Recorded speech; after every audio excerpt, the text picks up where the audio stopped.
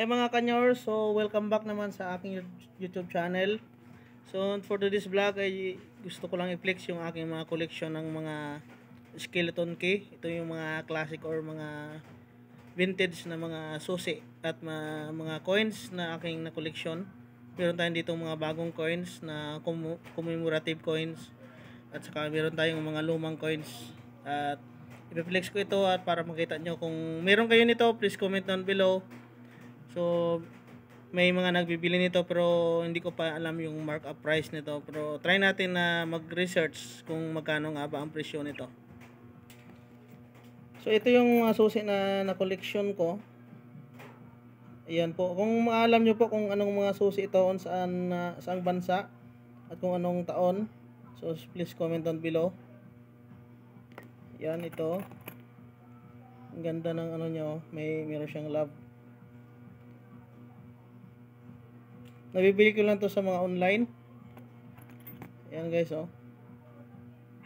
Tinatawag itong skeleton key kasi yung mukha niya parang ano siya, parang buto.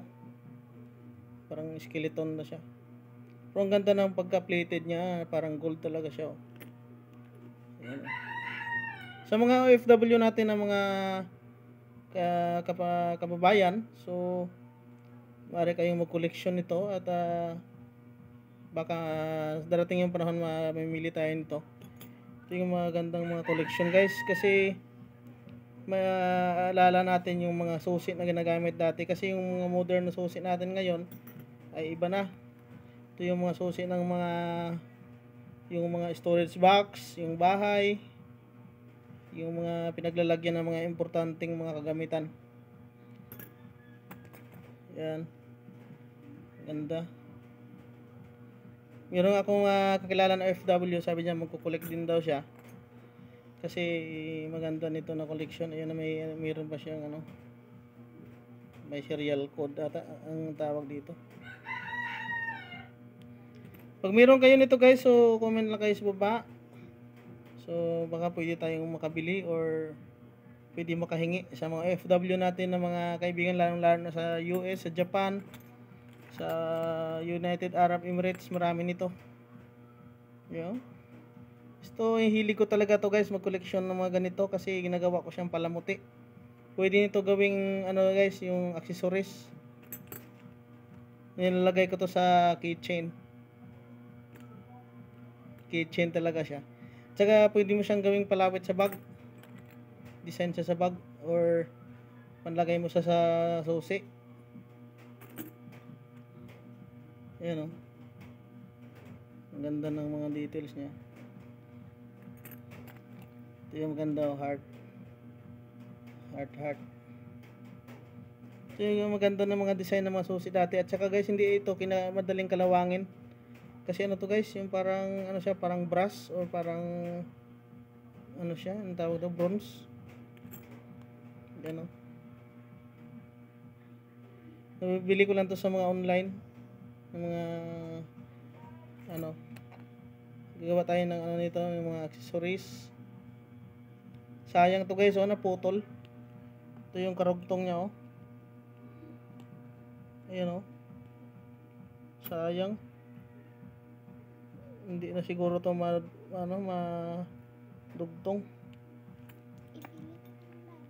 Pilit na lang ko, no. Ayan, ganda, oh.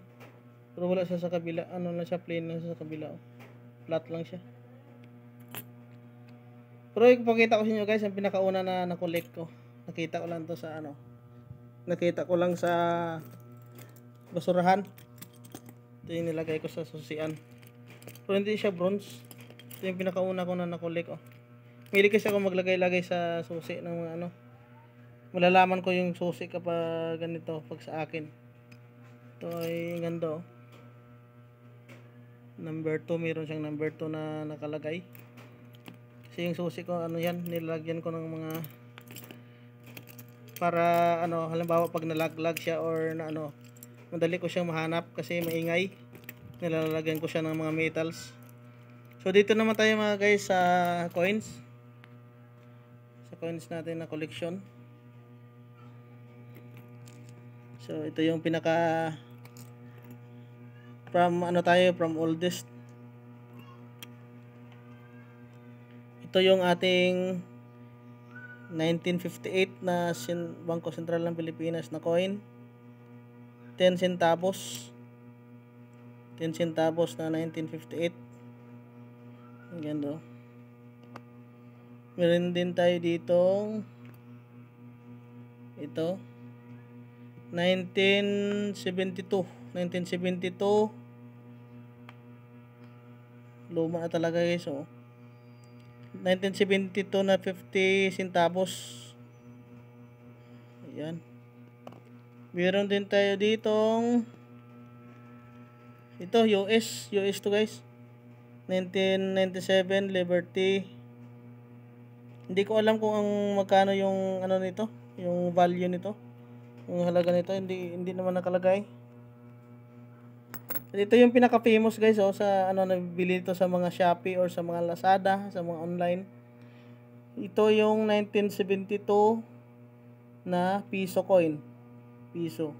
Ang laki Sabi nila meron na itong mga copper or yung mga ore or tinatawag nila nickel. 1972 yan, luma na guys. May mga nagbibenta nito, mga bago pa. Tumira tayo ditong piso 1985. Yan, kalabaw. Ito, sikat din to guys, yung kalabaw na piso. Pero dito 1985 din na kalabaw. At ito yung bago pa guys 5 piso na ano to, sampagita ba to, ilang hindi ko nakalimutan ko yung bulaklak niyan. Yung bago guys 1993 guys na 5 peso. Yan. So wala naman value ito ngayon, hindi naman mahal, pero ganda ng collection na to.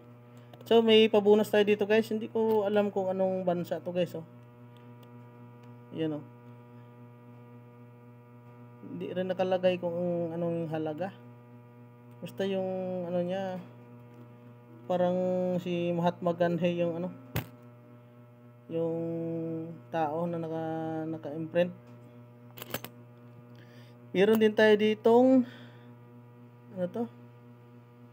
Korea ba to? Korea o China? Hindi ko 50 1981. Yan guys, 1981 50 cents siguro to. Parang China or Korea or Japan. Hindi ko alam yung mga nila. Ito yung dalawang United Arab Emirates guys Dalawa to sila. Nakita ko lang to sa basurahan. Mahilig kasi ako collection nito guys. So meron kayo nito guys. So kung hindi nyo naman ginagamit or collection nyo rin, kung ayaw nyo na, huwag nyo itapon guys. Ibigay nyo lang sa akin or di kaya bibilihin ko kahit mura lang. At kung malayo naman, pwede ako mabayad ng shipping fee. So dito naman tayo guys sa commemorative coins. Ito yung mga bago na mga coins na kinukulik ko. Dahil marami naman nagkukulik ng 20 pesos na coin. Ako naisipan ko magkulik nito ng mga tig 10 piso at 5 piso na mga commemorative coins. Ito yung Miguel Malvar 150 taon. Iwan ko kung anong celebration nito. Miguel Malvar, dalawang Miguel Malvar dito guys. Meron din ditong Antonio Luna. Ayan Ganda ng pagka-design ng coin. Napakaganda ng details niya Kahit yung maliliit na mga pangalan, yung mga letters ay niya, papakita niya. Ito yung piso. Piso na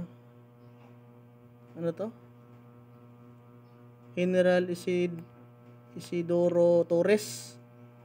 Hindi ko kilala to. Yan, piso. Ito ay Andres Bonifacio na 10 peso coin. Hindi to common kasi guys, minsan lang to kaya kinukulik ko siya. 150 years. Ito yung 78th anniversary. Leyte Golf Landing. Ito yung 5 peso na Leyte Golf Landing. Siguro sila sila Mark Arthur siguro to. Sa mga nakakaalam guys, please comment lang sa baba. Kasi hindi ako masyado kabisado sa history. Ayan guys yung isa Apolinario Mabini. So meron na tayo ditong Antonio Luna, Andres Bonifacio, Apolinario Mabini at Miguel Malbar. 4 na yung na-collect natin. So sana makakolect pa tayo. At ito yung mga maliliit ko na mga coins na mga cents, centavos. So guys, yun lang muna. Maraming salamat. Sa mga mayroong collection nito, please comment down below kung ano yung meron kayo. At kung gusto nyo ibenta, so maaari nyo akong kontakin sa aking messenger o dito, mag-comment na kayo sa baba. Thank you so much for watching. God bless.